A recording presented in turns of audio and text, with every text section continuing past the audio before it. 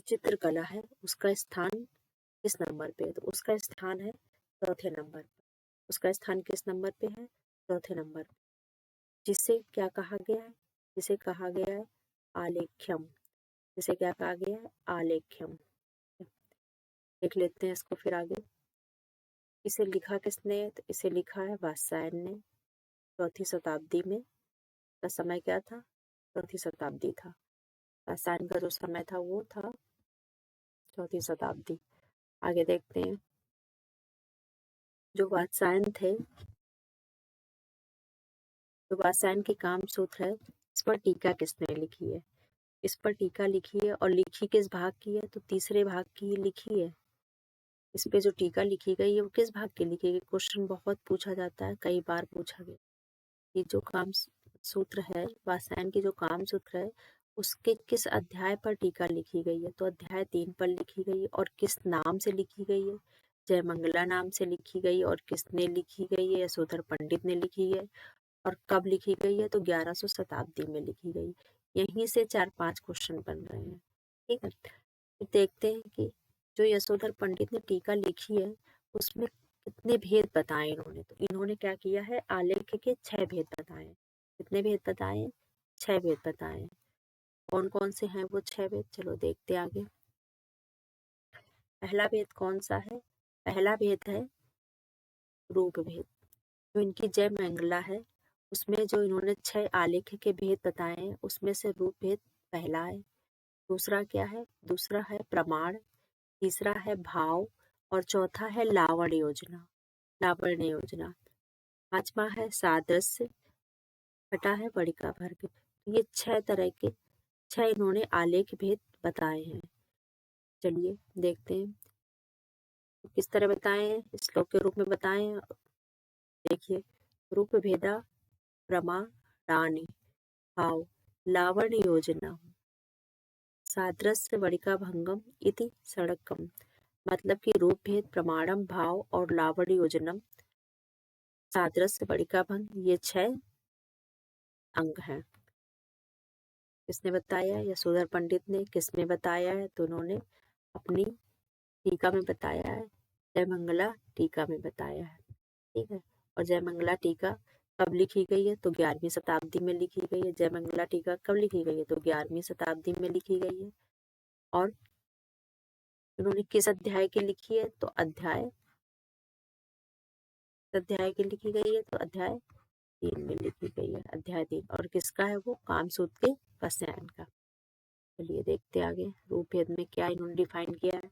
रूपभेद में इन्होंने बताया है कि रूपभेद के द्वारा आकृति और जो चित्र आकृति है, जो अर्थात जो चित्र है, की भिन्नता और दृष्टि का ज्ञान होता है। चक्षु एवं आत्मा। चक्षु मतलब नेत्र, आत्मा द्वारा रूप की सही पहचान अगर जो की जाती है वो किसके तहत की जाती है? रूप भेद के तहत की जाती है। इन्होंने क्या बताया है? रूप भेद के जो 4 प्रकार बताए वो कौन कौन से? एक है सत्य, एक है वैदिक, एक है नागर और एक है मिश्र। ठीक है, चलिए नेक्स्ट में देखते हैं। उसका दूसरा भाग कौन सा है? दूसरा भाग है प्रमाण। प्रमाण के तहत इन्होंने क्या क्या बताया है, देखते हैं।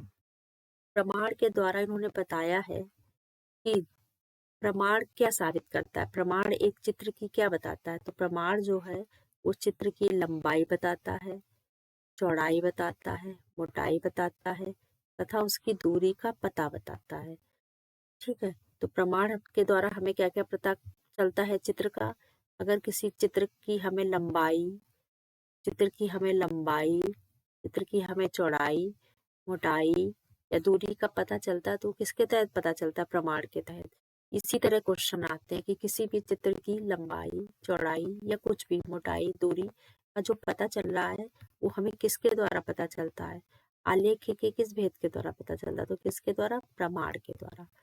अब देखिए, संयोजन का जो सिद्धांत में जो अनुपात प्रकट होता है वो किसके तहत प्रकट होता है? तो वो प्रकट होता है प्रमाण के तहत। किसके तहत? प्रमाण के तहत। इसके द्वारा हम चित्र को सही स्थान दे पाते हैं। चलिए, इसके द्वारा? प्रमाण के द्वारा। अब प्रमाण की दृष्टि से 5 रूपों के नाम बताए गए। कौन कौन से नाम है? तो देखते हैं हम कौन कौन से नाम है। एक तो है मानव। मानव मतलब साधारण मानव। मानव को कितने तालों में बांटा गया है? तो 10 ताल में बांटा गया है। भयानक को कितने ताल में बांटा गया है? तो 12 ताल में बांटा गया है, यानी भयानक मानव से 12 ताल में बांटा गया। जो राक्षस है उसे कितने ताल में बांटा गया? 16 ताल में बांटा गया है। जो कुमार है उन्हें कितने ताल में बांटा गया है? तो उन्हें बांटा गया है 8 ताल में। ठीक है, उन्हें कितने ताल में बांटा गया है? 8 ताल में बांटा गया है। उसके बाद जो हमारा जो बालक है, बालक को कितने पार्ट में बांटा गया है? तो बालक को बांटा गया है ताल में। प्रमाण के जो निर्धारण है, प्रमाण के निर्धारण में जो ताल है, ताल किस लिए है? प्रमाण के लिए। प्रमाण मतलब किसकी कितनी लंबाई क्या है। ठीक है, प्रमाण जो है वो एक प्रमाण क्या निर्धारित करता है? ताल को निर्धारित करता है। और ताल है क्या? ये ताल की जो इकाई है ये क्या है?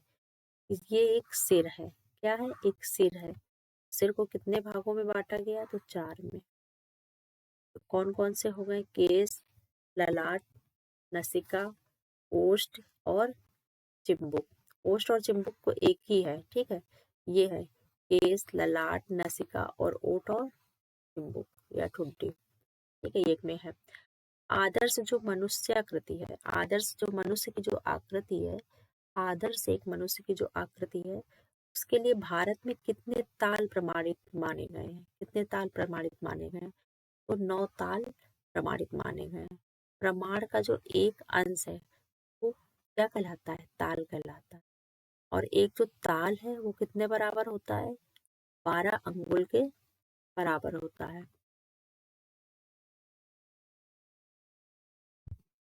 चलिए नेक्स्ट देखते हैं।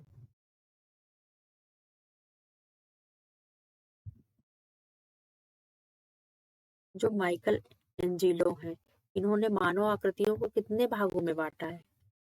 इन्होंने मानव आकृतियों को कितने भागों में बांटा? तो इन्होंने बांटा है 8 भागों में। मानव की जो देह आकृति है उसे कितने भागों में बांटा है? उसे 8 भागों में बांटा है। शुक्राचार्य ने पुरुष जो पुरुष पुरुष की जो आकृति है उसे उसके कितने प्रकार माने? तो 5 प्रकार माने। शुक्राचार्य है जिन्होंने पुरुष की कृति के कितने प्रकार माने? तो 5 माने हैं। कौन कौन से माने हैं? तो एक है नर, क्रूर, असुर, वामन और कुमार। नेक्स्ट आगे देखते हैं। भाव। भाव क्या है? भाव हमारा आलेख का भेद है। कौन से नंबर का भेद है? ये है तीसरे नंबर का भेद। किस नंबर का भेद है? तीसरे नंबर का। देखिए इसमें क्या होता है कि यहाँ पे एक चीज आपको बता रहे हैं, इनका क्रम भी कभी कभी पूछ लिया जाता है, तो आपको पता होना चाहिए। पहला कौन सा है? रूप भेद। तो रूप भेद से रूप। ठीक है, फिर क्या है? दूसरा क्या है? प्रमाण। तो प्रमाण से प्रा। उसके बाद तीसरा कौन सा है? भाव। तो भाव से भाव। उसके बाद क्या बोलते हैं? चौथा कौन सा है? लावण्य। ठीक है, उसके बाद कौन सा है? सादृश्य। तो देखिए बड़ी का भंग जो है वो तो बाद में याद ही हो जाएगा कि लास्ट है। ठीक है, तो हमें इनको याद करना है। रूप भेद भी याद रहता है लेकिन हमें ऐसे देखना है रूप। ठीक है, रूप। तो रा से रूप भेद, प्रा से प्रमाण। रूप है, रूप है पा जैसे ही आएगा प्रमाण याद आ जाएगा। ठीक है, उसके बाद क्या आएगा? रूप भाला सा। रूप कैसा है? भाला के सब तरह है। रूप भाला सा, रूप भाले के जैसा, रूप भाला सा। तो बस 5 याद हो गए, एक अपने आप लास्ट वाला याद हो जाएगा वड़ी का भर। तो ये क्रम से भी पूछा जा सकता है कौन से किस नंबर पे है। तो अब देखते हैं भाव। भाव में क्या देखते हैं? भाव जो है वो कला में क्या देता है? कला में क्या देता है? तो भाव जो है हमें देता है अभिव्यक्ति प्रदान करता है। क्या प्रदान करता है? अभिव्यक्ति प्रदान करता है। भाव कहते किसे हैं? भाव किसे कहते हैं? आकृति की भंगिमाओं को। मतलब जैसे कि कोई चित्र हो तो उसमें गुस्से से कोई देख रहा हो, कोई प्यार से देख रहा हो, इस तरह से मतलब पता चले कि कोई हंस रहा है, कोई नाराज है। ये जो भंगिमा होती है ये हमें किससे पता चलती है? ये हमें पता चलती है भाव से। भाव है क्या? भारतीय चित्र की जो आत्मा है वो भाव ही है। जो भारत के चित्रों की आत्मा है उस वो क्या है? भाव है। ये क्वेश्चन पूछा गया है। के बाद देखते हैं आकृति के जो मनोभाव, स्वभाव, व्यंग्यात्मक प्रक्रिया को क्या कहते हैं? भाव कहते हैं। भावों का सबसे जो घनिष्ठ संबंध है, वो सबसे ज्यादा घनिष्ठ संबंध किससे है? वो है रस से। उसके बाद देखते हैं किसी वस्तु की जो सौंदर्य को देखने के लिए सहायक होता है, वो कौन होता है? वो होता है भाव। कौन होता है? भाव। आगे देखते हैं।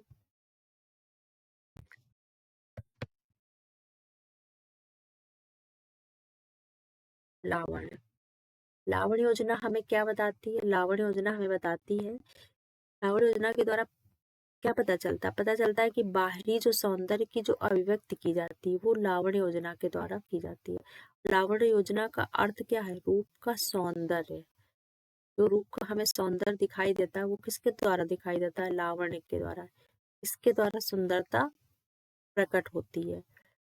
जो रूप गोस्वामी है, उन्होंने उनका एक ग्रंथ है, उसका नाम है उज्ज्वल नीलमणि। उस ग्रंथ में इन्होंने लिखा है कि लावण्य के विषय में क्या लिखा है कि मोती की तरलता की भांति शोभित करने वाला गुण लावण्य है। ये वो है, मतलब लाइन्स है जो कि इसमें नील मणि ग्रंथ है, उसमें है, उज्जवल नीलमणि ग्रंथ है, इसमें ये बात कही गई। किसने कही है? रूप गोस्वामी ने कही है। चलिए फोर्थ नंबर पे देखते हैं, फोर्थ नहीं फिफ्थ नंबर पे देखते हैं सादृश्य। सादृश्य में क्या देखते हैं? सादृश्य में देखते हैं, सादृश्य के द्वारा आकृति की समानता प्रकट की जाती है। सादृश्य का अर्थ है देखे हुए रूपों की समान आकृति। जैसे कोई चित्र देखा गया, उसी के समान दूसरा चित्र बना दिया गया, इसे क्या कहते हैं? सादृश्य। कि उसके समान उसमें या उसकी विशेषता इसमें, इस तरह के चित्रों की विशेषता उस चित्रों में, तो ये होती है सादृश्य, समानता। ठीक है, नेक्स्ट टॉपिक पे आते हैं, वणिका भंग। ये लास्ट आलेख का ये है। तो इसमें क्या बताया गया? इसमें बताया गया है भावों के अनुकूल रंग योजना से चित्र का निर्माण करना वणिका भंग कहलाता है। जो भावों के अनुकूल जो रंग योजना है, उससे जब चित्र निर्माण होता है तो वो वणिका भंग कहलाता है। विभिन्न प्रकार के रंगों का मिश्रण क्या है? वणिका भंग है। चित्त की जो सड़क में सबसे कठिन साधना होती है, वणिका भंग ही होती है। ठीक है, तो ये तो हमारे हो गए, मतलब कि ये हो गए हमारे वो क्या बोलते हैं कि जो रूप भेद बताए गए थे, आलेख के जो बताए गए थे भेद, वो हमारे आलेख के भेद हो गए। चलिए फिर आगे अब हम देखते हैं इसी में रस।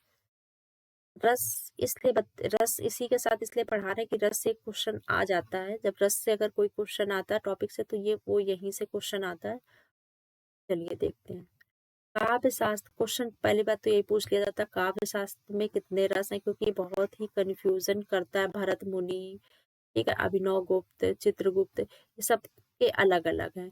तो सिर्फ भरत मुनि है जिन्होंने 8 बताए, बाकी हर जगह मतलब कि काव्य शास्त्र और भी एक दो जगह जो रसों का वर्णन है वो 9 रसों का वर्णन है। केवल जो भरत मुनि है, इनके द्वारा 8 रस बताए गए। इनके द्वारा कितने रस बताए गए? 8 रस बताए गए। चलिए पहले देखते हैं।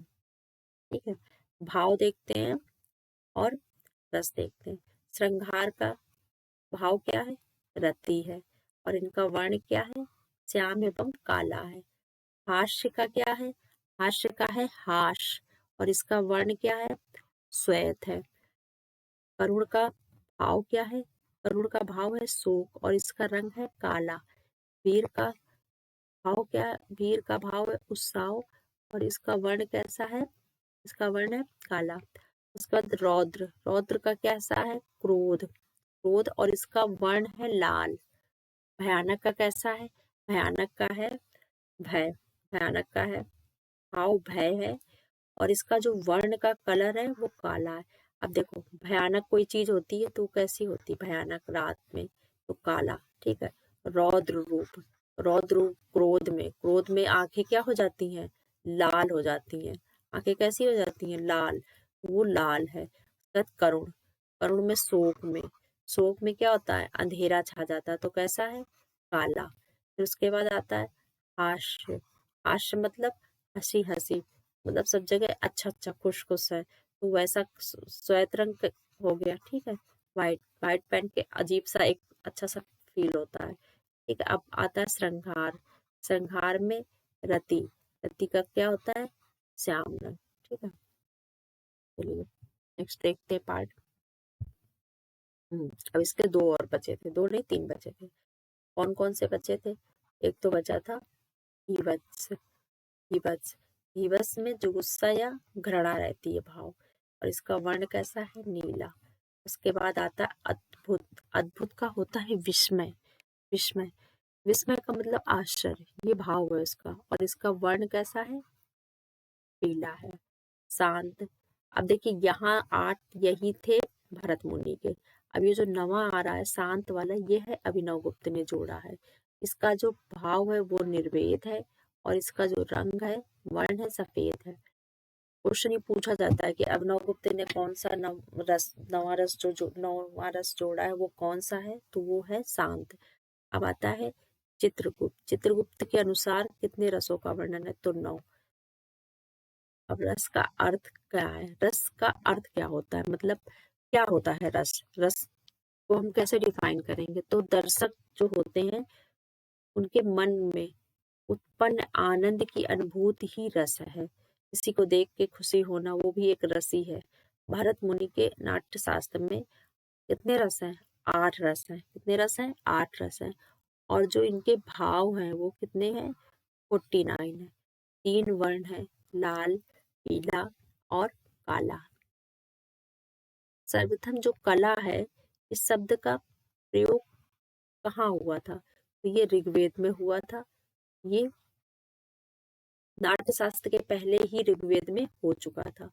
तो लेकिन नाट्य शास्त्र में क्या है? नाट्य शास्त्र में जो कला का प्रयोग हुआ है उसमें क्या किया गया?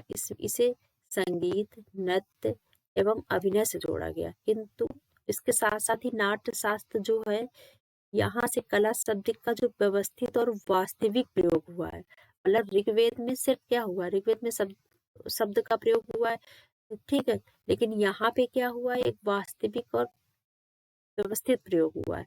बाद में भारतीय कला की परिभाषा का आधार भी यही बना है, नाट्य शास्त्र में जो हुआ है। अब विभाव, विभाव कितने होते हैं? एक आलंबन और एक उद्दीपन होता है। अनुभाव कितने होते हैं? तो 3 होते हैं। कायिक होता है, एक मानसिक होता है, एक सात्विक होता है। संचारी भाव की संख्या कितनी है? संचारी भाव की संख्या कितनी है हमारी? 33 है।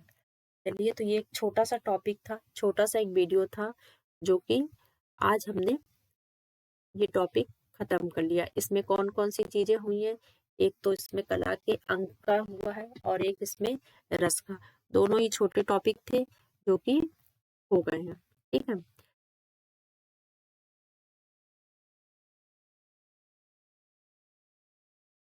चलिए तो फिर मिलते हैं किसी नए वीडियो के साथ। धन्यवाद दोस्तों।